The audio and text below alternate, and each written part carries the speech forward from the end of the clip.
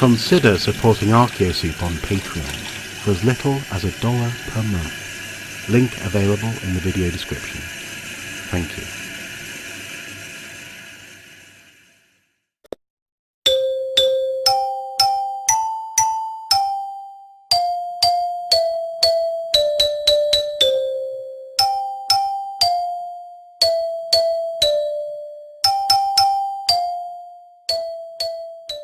Hello, welcome back to the A to Z of Archaeology. Today is the letter Q, and Q stands for quantity versus quality.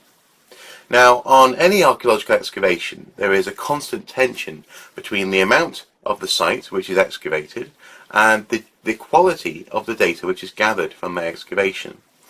This has a bearing on how well we understand the site. And for a long time, these two different factors weren't always kept in balance.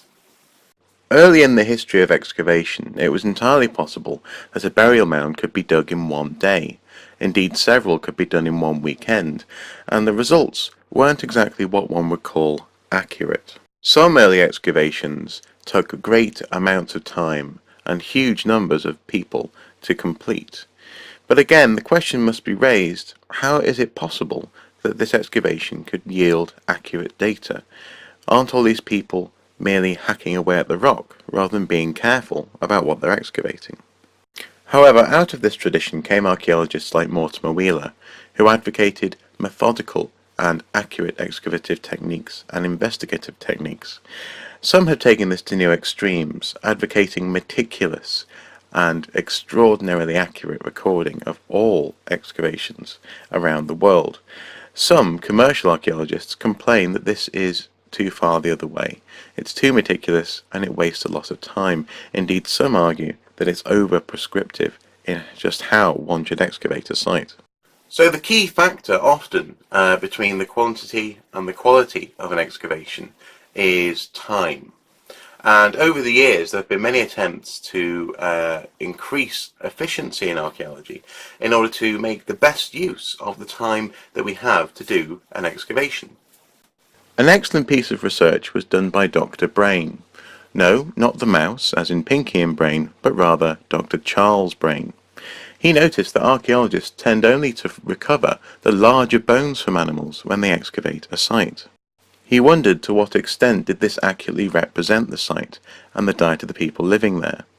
Therefore he chose to study a living village, and soon found that the smaller bones from animals were being given to dogs or being eaten by rodents, and thus the diet of people on archaeological sites could be being grossly misrepresented. Another key piece of research found that if archaeologists sieved their spoil heap, that is the rubbish from the archaeological excavation, they would find animal bones such as fish bones, which cannot usually be seen by the naked eye. Hitherto, this key part of the diet on many sites had simply not been represented. This forensic attention to detail increased the quality of an excavation without necessarily having to increase its quantity. Some archaeologists have even taken to filming the excavation as it occurs, thus increasing the depth of analysis which is possible from one excavation. However, in some cases, time is short, and in these situations, it's not the quality so much as the quantity that matters.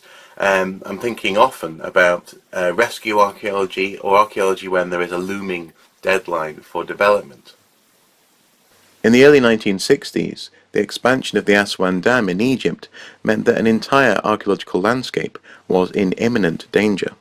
Archaeologists had to rush to survey as much land as possible before it was flooded, and in some cases entire monuments, such as that at Abu Simbel, were relocated to higher ground.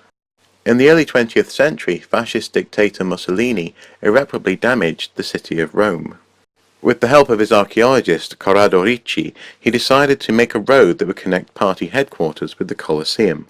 In doing so, he systematically dynamited and tarmacked over swathes of Italian and Roman heritage. Archaeologists and historians at the time begged him not to, and in the end simply had to rush to record as much as they possibly could. In this way, he'll always be remembered for the damage he did to the forums of Caesar, Augustus, and the Emperor Trajan. More often than not, excavations in Britain now take place in the context of the urban environment, and there is an extreme pressure to complete the excavation as soon as possible, not least because it is the developer who has to pay for the work to take place prior to the buildings going up. A good excavation plan will take account of the timeline.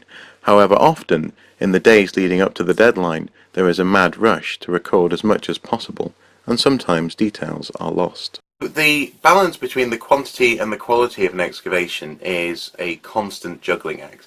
It's not a straightforward equation.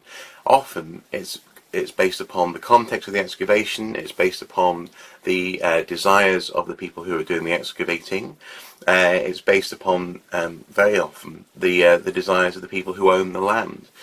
And all we can try and do as archaeologists is walk that tightrope between quantity and quality. Now, often this is the constraint on this is time, and obviously an archaeologist will always want to do the best quality excavation possible, but if time simply isn't there, then there has to be a decision made on what's better. Is it better to excavate the to the utmost out of 1 metre square, or is it better to get a sense of the overall site and lose some of the detailed resolution? So it's not a simple issue. So that's been Q, quantity versus quality. Thank you very much for watching. If you have any questions, feel free to send them my way, and I shall get back to you via the medium of video in Questions of Doom. If you would like to, please do comment on the video if you found it helpful, or indeed if you haven't found it helpful, feel free to make a comment. Of course, please do subscribe to the video, or not the video, so to the channel rather, just by pressing the button above. And we are now on Facebook. All you need to do is search for Archaeosoup Productions, click like, and very frequently things that don't appear on the videos here appear on the Facebook channel. So, until next time, thank you very much.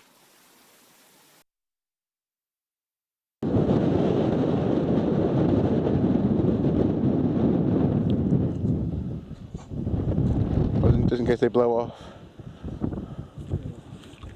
Worried they'll come off the wall.